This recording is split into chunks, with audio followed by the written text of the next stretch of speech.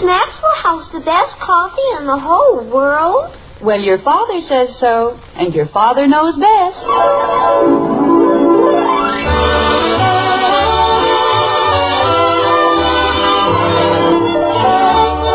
Yes, it's Father Knows Best, transcribed in Hollywood, starring Robert Young as father. A half-hour visit with your neighbors, the Andersons. Brought to you by Maxwell House, the coffee that's bought and enjoyed by more people than any other brand of coffee at any price. Maxwell House, always good to the last drop.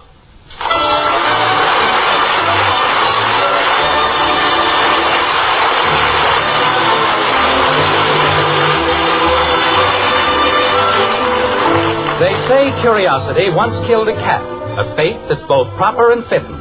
So why not give thanks for the good fortune that lets you pry yet not die like a kitten? The point we're trying to make is that curiosity is not confined to cats.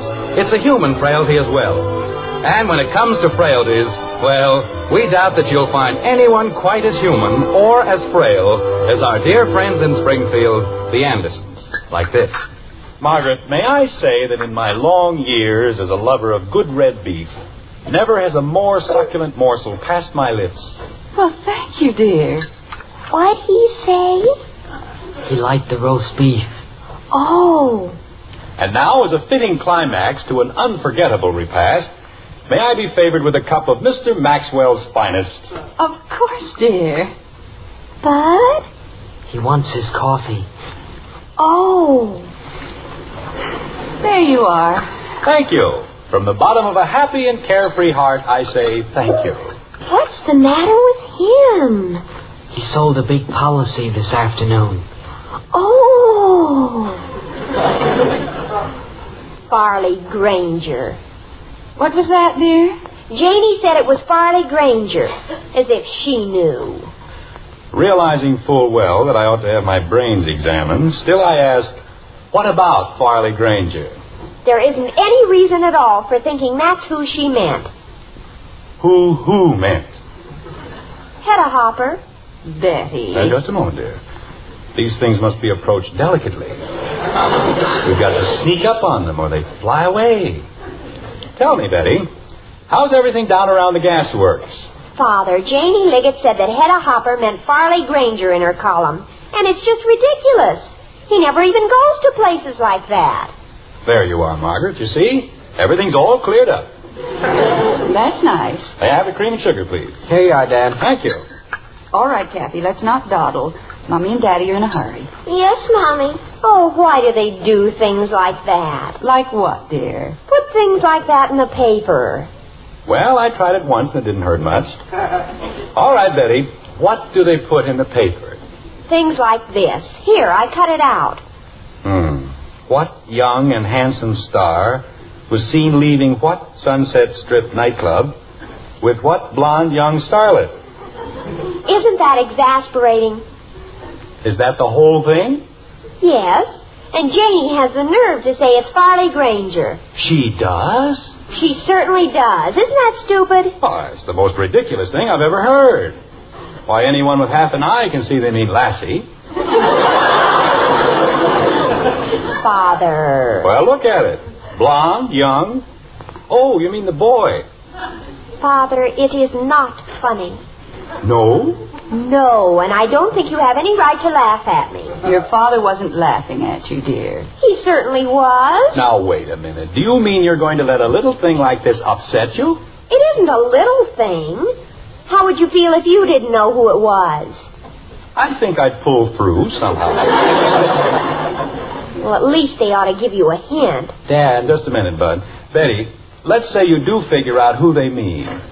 Then what? Well, then I'll know. You know what they said about curiosity? Killed a cat. And this whole thing is nothing but a silly attempt to satisfy your morbid curiosity. I have to know things, don't I? Not things like who came out of where with what. That's being curious about the most meaningless sort of trivia. What's trivia? I wouldn't care if it were something important. But how can you sit there and make yourself miserable about something that doesn't amount to a row of beans in the first place? Daddy. What is it, Kathy? What's trivia? Trivia are things that are trivial. They're important. Why? Because they don't amount to anything. Like this whole conversation. Attaboy, Dad. Bud. I was agreeing with him. Peter Lawford. I'll bet that's who it was. Betty. He's young and goes out with... Betty. Yes, Father? I don't care if it's Groucho Marx on a white horse. Forget about it. But I only said... I said forget about it. Jumping creepers. Daddy, what... And I don't want any trouble with you either. But I have to ask you something. Jim, I don't think you're being very nice. Nice? How can anybody be nice when he's being smothered in quiz kids? Just because the children ask a few innocent questions. Honey, they don't do anything but ask questions. From the time they get up in the morning until they go to bed at night. Who's on first? What's on which? It's enough to make a man commit harakiri. What's harakiri? Now look, Kathy. Leave your father alone, dear. He's in one of those moods. One of what moods? I was in a wonderful mood, wasn't I, Bud? Well... I was so full of roast beef, I loved everybody in the whole world. The milk of human kindness was practically oozing out of me. Wasn't it, Bud? Well... But my children don't want a father. They want an encyclopedia with ears. Well... Bud. You bet, Dad. What? What you said. Yes, sir. Richard Carlson. That's who it was. Margaret, I think I'll go for a walk. A long walk. All right, dear. And if you happen to pass the Liggetts, be sure to drop in. The Liggetts? We're going to their party, remember? Oh, say, we'd better hurry up. You didn't tell me what harakiri was. You mean Harry Carey. She means harakiri. She does? She most certainly does. See? Daddy? Yes, Kathy. What is it? Margaret, do all children ask as many questions as ours? How do you stand it? All mothers have a system. When they reach a point just 1 degree short of hysterics, they go shopping. Well, I suppose that's as good an excuse as any. Jim, I'm so glad you mentioned it. Mention what? Shopping. I mentioned shopping? You'll never guess who I met downtown this afternoon. Farley Granger. No. Hedda Hopper? Jim. Am I close? Do you remember the 2 boys who had the cabin next to ours at Round Lake 2 summers ago? Yes. I met the tall one. You did? Uh-huh. What's he doing in Springfield? Well, he said that the other one... Oh, what was his name? Freddie something. No, it wasn't Freddie. Oh, something like Freddie. Well, it isn't important. Eddie? No. Anyway... Wait a minute, Margaret. I've got the name on the tip of my tongue. Let me see.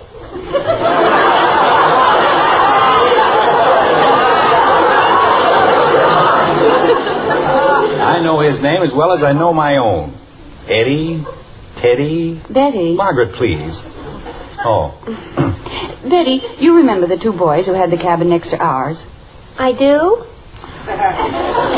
Are you sure it wasn't Freddie? Yes, dear, I'm sure. I can see him just as plain, sort of chunky with dark hair. Hector Smith and I ran into him during the World Series in Cleveland that year. That's the one. Who was pitching?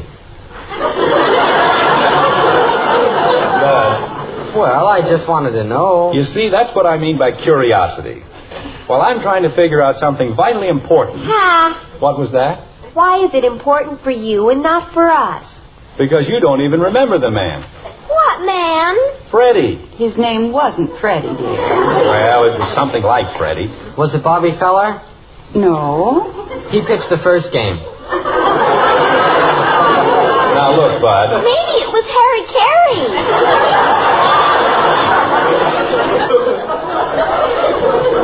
Who was? I don't know. Margaret, why is it that any time I try to... Bernie. What, dear? Wasn't it Bernie? I don't think so. Bernie, Kearney, Durney. Only gave up 2 hits in the whole game. Bud, please. And he lost anyway. Now, look, Bud. Jim, it isn't that important. It certainly is. I was just about to say the name, and he drove it clear out of my mind with that ridiculous prattle about a silly baseball game. Silly? Bud. That was one of the finest games they ever had in a World Series. Only 6 hits in the whole game. Learning. Jim. How would you like to give up 2 hits and then lose the game 1-0? Bud, will you please stop it and let me think? Jim, we've got to get ready to go. Where? To the Liggets, or would you rather stay home? Oh, no. You, don't worry about me. I'll be ready to leave any time you are. If a thing like that happened to me, I'd shoot myself. If you keep this up, you won't have to.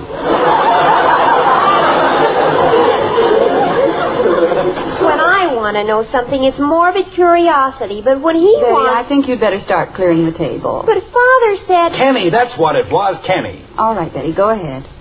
No, it wasn't Kenny. Penny? No. Jumping creepers. No. Is he a southpaw? Who? The pitcher. Well, for the last time... What's a southpaw? Isn't this awful? I can see him as though he were standing right in front of me. He's left-handed. Who is? A southpaw. Who said anything about a southpaw? Kathy did. No, I didn't. I asked what it was. Well, I told you, a southpaw is left-handed. Why? Margaret. I'm going upstairs and comb my hair. Hector, he'll know. Jim, you're not going to call Hector. Why not? It'll only take me a minute. Curiosity killed a cat. Betty, please. Curiosity has nothing to do with it. I just feel like calling Hector, that's all. Why? Because he's one of my best friends, that's why. But, dear, you're going to see him in the morning. Well, I want to find out about my saw. That's what I want to find out. He borrowed it last week. He brought it back yesterday. Nobody asked you. Well, I was just... Wait a minute, I've got it. Jim. I've got it, Margaret. It was Ernie Franklin. Of course, Ernie Franklin. Well, thank goodness for that. You see, I knew if you'd just leave me alone for a minute. What did he have to say? Who, dear? Ernie Franklin. I didn't meet Ernie Franklin. You most certainly did. You said you met him downtown today while you were shopping. No, dear, don't you remember? I told you I met the other one. Oh, no.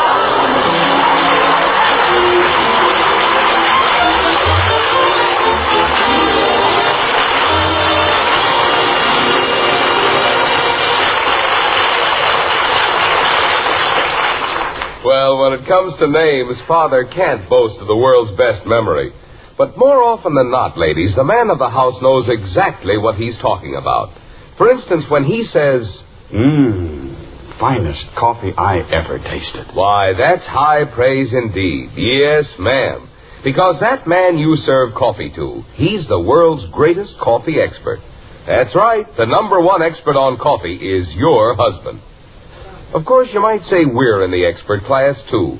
Our Maxwell House coffee is enjoyed by more families than any other brand. But the man who says the final word on the coffee you pour, he's your husband. And tomorrow, if you'll serve your husband our Maxwell House, we promise you his warmest smile and this compliment. Marvelous. Best coffee ever. We're sure that's what he'll say. In fact, we'll give you your money back if he doesn't. You see, no coffee tastes like Maxwell House because no coffee's made like Maxwell House. There's only one recipe for that famous good to the last drop flavor. A recipe demanding certain choice coffees blended just so. And only Maxwell House has this recipe. So we say, take home a pound of our coffee. Tomorrow, serve your husband Maxwell House. If he doesn't say, best coffee ever, why, just send us the can and unused portion, and we'll gladly refund the price you paid. Our address is plainly printed on every familiar blue tin. So how about it? Tomorrow, serve your husband the coffee with the world's most famous flavor, Maxwell House coffee. Always good to the last drop.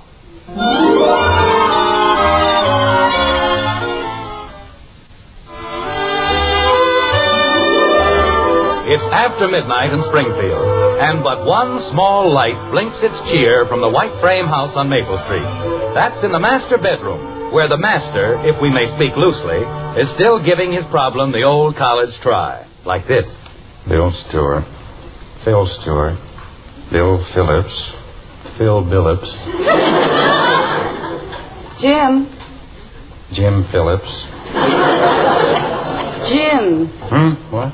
You realize, of course, that the Liggets will probably never speak to us again. Why? I didn't do anything to them. You sat in the corner and mumbled to yourself all night. Well, I wasn't hurting anybody. And every 5 minutes you ran to the telephone. I was only trying to get Hector, you know that. He certainly picked a fine evening to go out. So did we. Jim, where are you going? I'm going to call Heck. That's where I'm going. But you can't. It's 2 o'clock in the morning. I'll be right back, honey. You call a doctor at 2 o'clock in the morning. Why can't you call a friend? Friend. Fine friend he turned out to be. Introduces you to people, then you can't remember their names. Ruins a perfectly good evening just because he hasn't got sense enough to stay home when you need him. Now what happened to the light switch? Huh. Every time you want the darn thing, it's someplace else.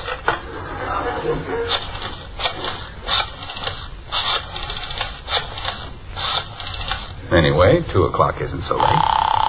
Lots of people stay up until 2 o'clock. Probably isn't even in bed yet. I hope. Hello, Heck. Heck. This is Jim Anderson. Isn't here. No, Heck. This is Jim. Did I wake you up? Who is it? It's Jim. Jim Anderson. Oh, Jim. What's the matter?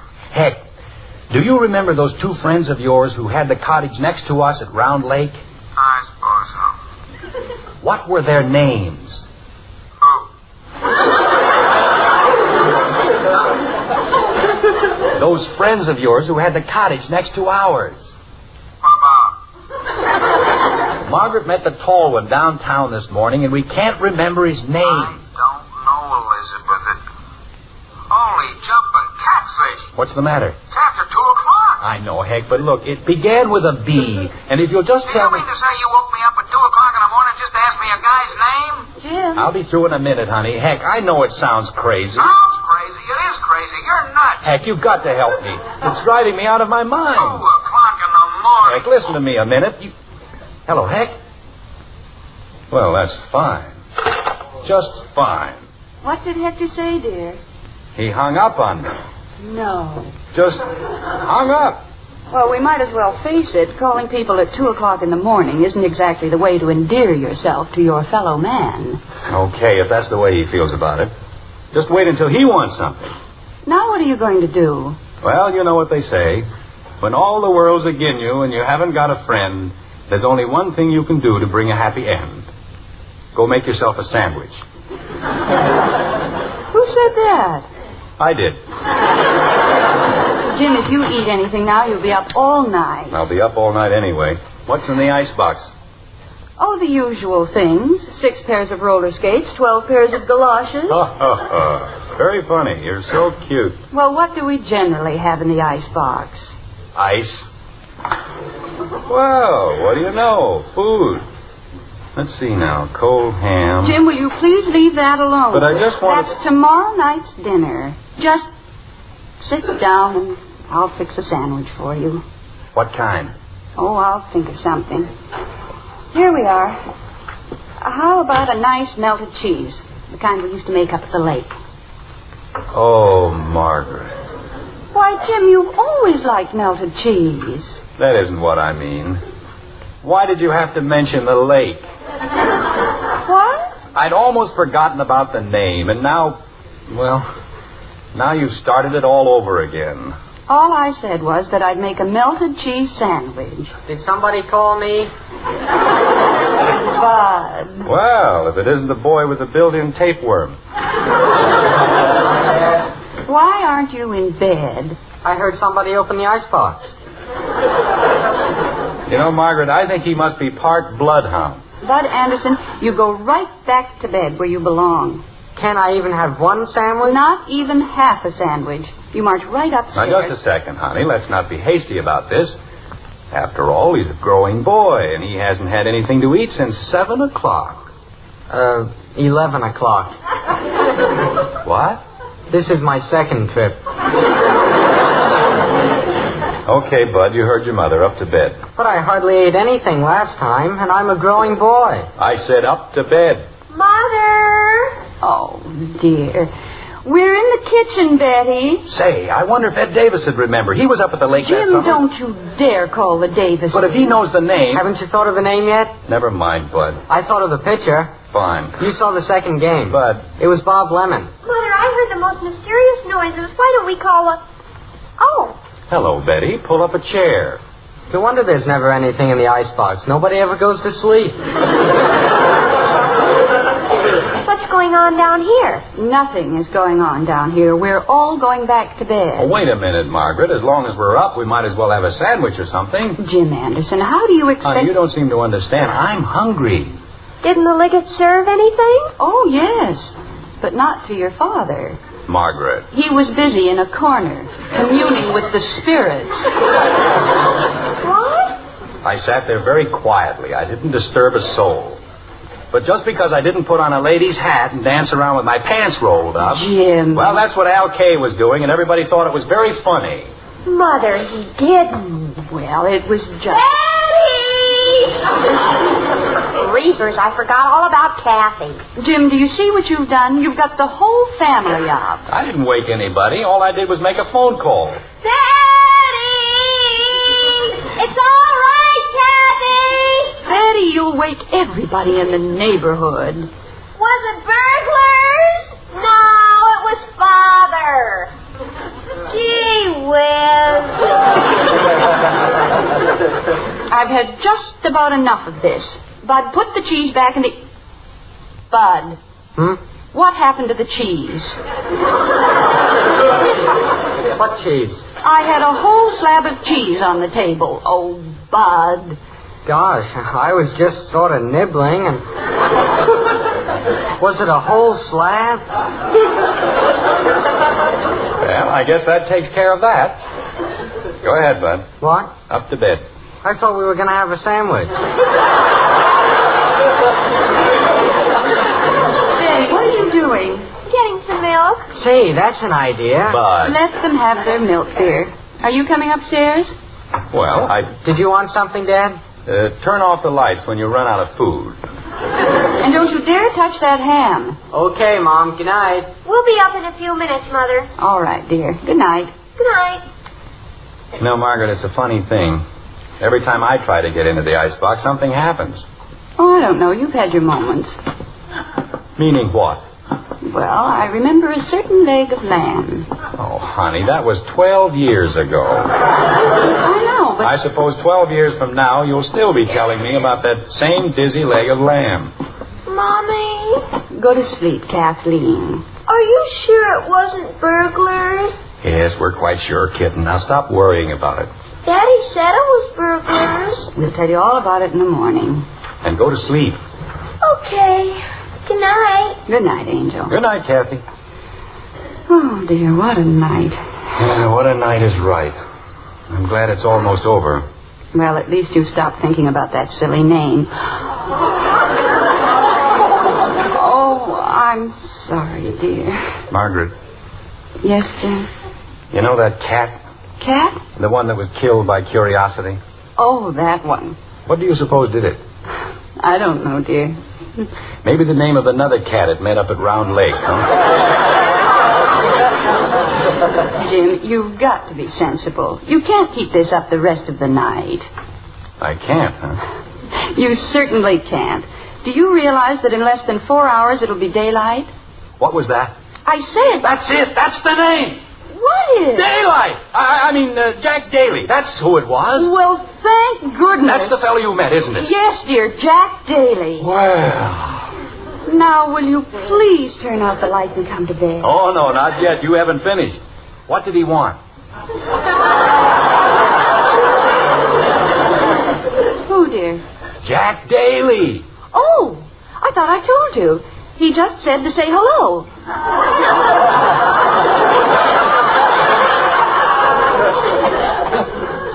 Good night, Margaret. Good night, dear.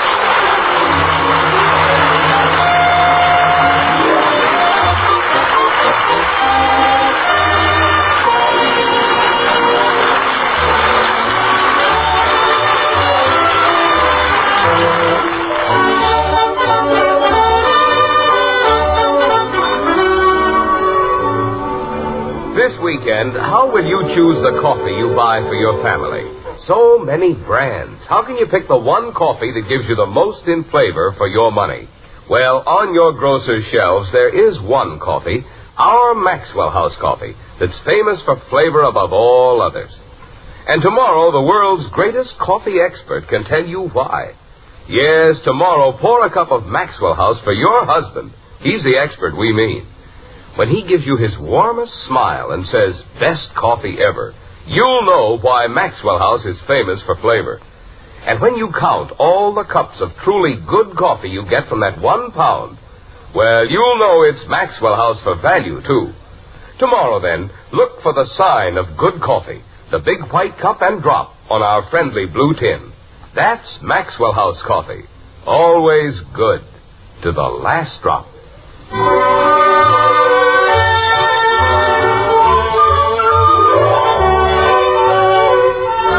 It's been quite a night for the Andersons, one they'll long remember. Now the house is dark, the night is still, but it isn't over. No, sir, not by a long shot. Like this.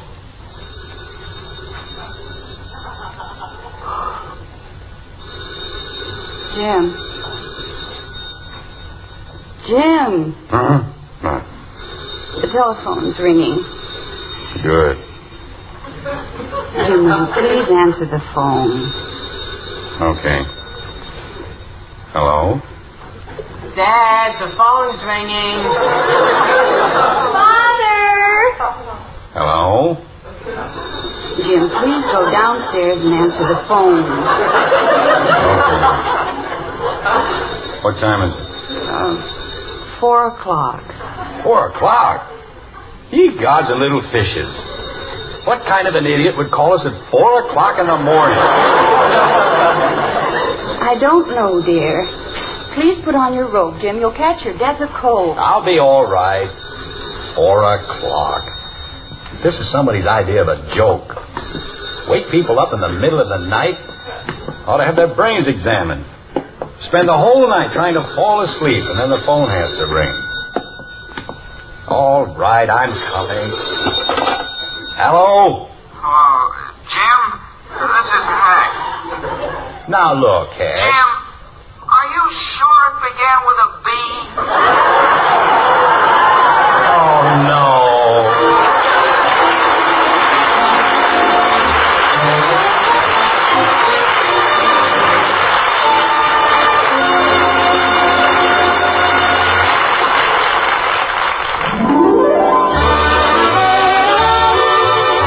Again next week when we'll be back with Father Knows Best, starring Robert Young as Jim Anderson with Roy Barkey and the Maxwell House Orchestra. In our cast were Ted Donaldson as Bud, June Whitley, Rhoda Williams, Norma Jean Nilsson, Herb Vigran, and yours truly, Bill Foreman. So until next Thursday, good night and good luck from the makers of Maxwell House, America's favorite brand of coffee. Always good to the last drop. Father Knows Best was transcribed in Hollywood and written by Ed James. Now stay tuned in for Dragnet, which follows immediately over most of these stations.